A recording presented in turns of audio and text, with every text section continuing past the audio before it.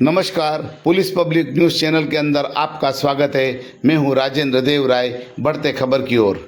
नगर अंजड़ के अंदर सार्वजनिक ज्ञान गंगा सत्संग समिति के द्वारा पिछले 20 वर्षों से लगातार नगर अंजड़ के अंदर भागवत कथा का आयोजन किया जा रहा है। अलग अलग प्रकार के पुराणों की कथा इस ज्ञान गंगा सत्संग समिति के द्वारा कराई जा चुकी है। 21वें वर्ष की इस कथा के अंदर आज गरुड़ पुराण कथा का आयोजन किया गया। राष्ट्रीय संत परम पूज्य गोपाल कृष्ण जी महाराज उज्जैन के द्वारा व्यासपीठ से अपने श्रीमुख से सुमधुरमय संगीतमय कथा की गई है। आपने बताया कि मनुष्य के जीवन के अंदर कई प्रकार के गुण धर्म होते हैं, कर्म होते हैं और जीवन के कई रहस्य होते हैं। इनके ऊपर से भी पर्दा उन्होंने उठाया।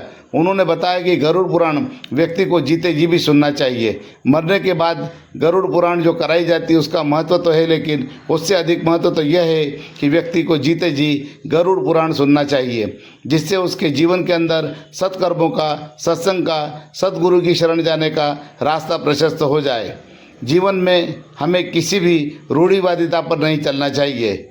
हमें गरुड़ पुराण ये बताता है और उसके ऊपर चलना चाहिए। इस अवसर पर उन्होंने कहा कि आज श्राद्ध पक्ष के पावन पर्व पर अपने पितरों को श्रद्धा सहित याद करना ही सच्चा श्राद्ध है। लेकिन इससे भी बड़ा कार्य यह है कि हमारे बुजुर्ग माता पिता को हम जीते जी सत्सम्मान के साथ उनके साथ बैठकर उनको खीर पूड़ी खिलाएं, उनकी सेवा करें, उन्हें किसी प्रकार का कोई दुख न हो। यही सच्ची श्रद्धा है और यही सच्ची श्रद्धा श्राद्ध कहलाती है। मृत्यु के उपरांत जो खीर पूड़ी खिलाने का उतना महत्व नहीं है जितना जीते जी अपने माता पिता की, बुजुर्गों की सेवा करने का है। उन्होंने कहा कि उनके साथ बैठकर भोजन करना ही सच्ची श्रद्धा और श्राद्ध है। इस अवसर पर उन्होंने आने वाली नवरात्र के संबंध में भी कहा कि हमें अपने ही धर्म का हम नाश करना हमने शुरू कर दिया है। शारदीय नवरात्र आने वाले हैं। एक तरफ हम माँ जगदम्बा की आराधना करते हैं, वहीं गरबे के अंदर हमारी माता और बहनें जिस प्रकार के परिधान पहन करके आती है, जिस प्रकार के फिल्मी गानों के ऊपर और अन्य फिल्मी गानों के ऊपर गरबे किए जाते हैं, इससे हमारे धर्म का नाश हो रहा है। हम अपनी पूजा पद्धति के अंदर हमें रहना चाहिए। हम अपनी पूजा पद्धति के अंदर कहते हैं कि धर्म की जय हो, अधर्म का नाश हो, लेकिन हम खुद ही अपने धर्म का नाश कर रहे हैं। इसे कौन रोकेगा?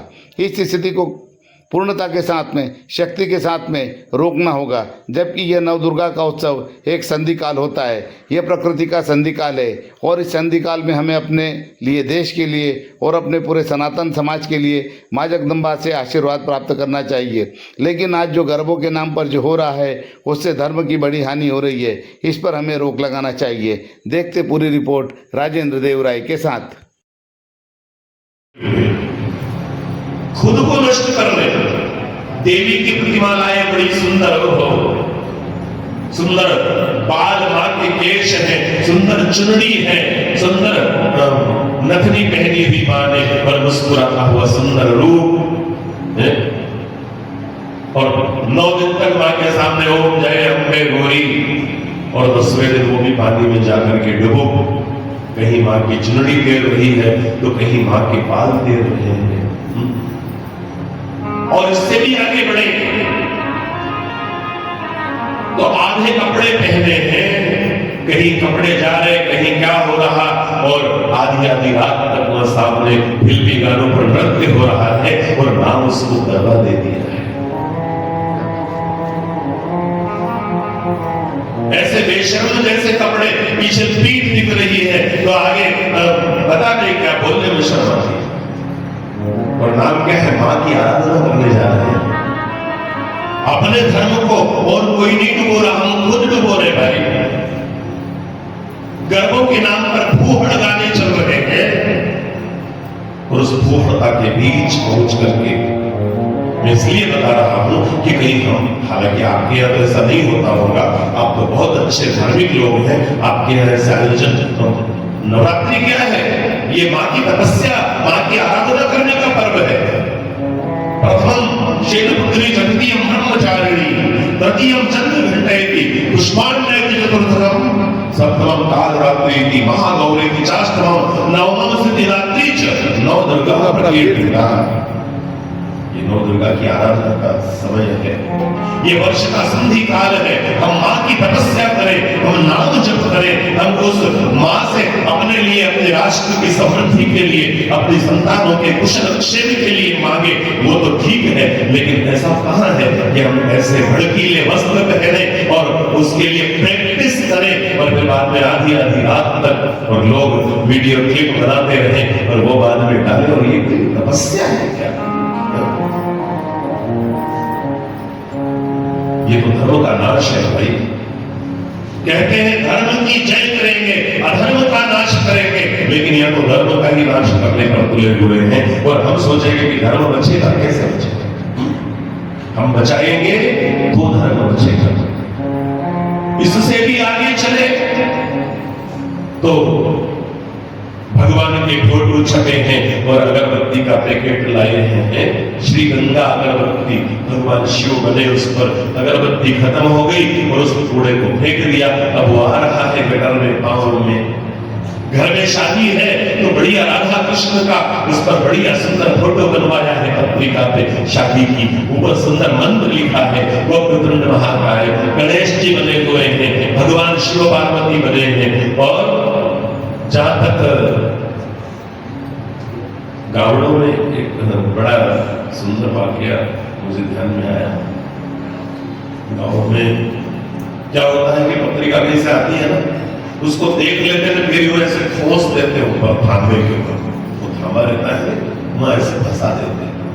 अब घर में क्या होता है, छोटे छोटे बच्चे रहते हैं, तो वो एक बच्चे ने वहां पे ऐसे पोटी कर दी, तो वो उसकी माँ है।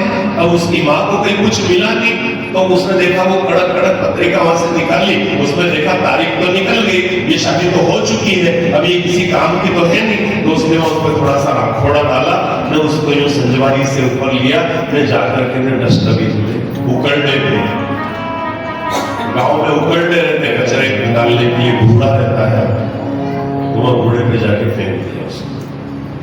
अभी भी आप निकलोगे ना तो कहीं कचरे के ढेर पे, कहीं कूड़े पे, कहीं आपके भगवान मुंदे पड़े, तो कहीं चीज क्या जरूरत है इन चीजों की? और है तो फिर उसका विधिवत विसर्जन हम करें।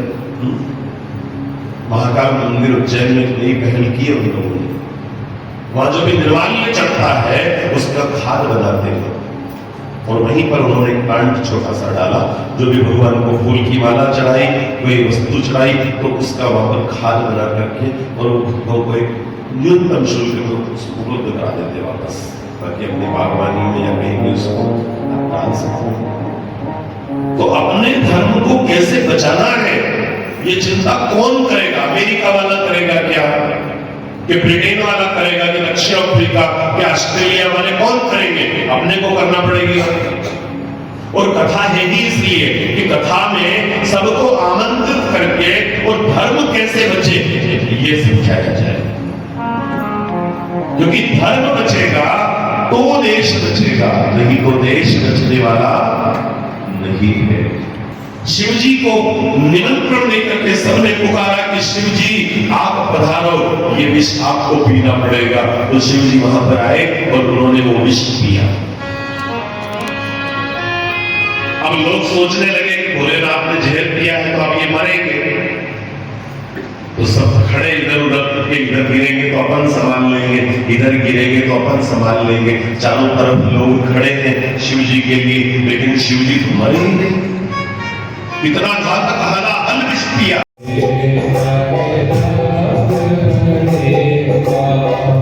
कि मारो काई कर लेगा यमराज को जमानो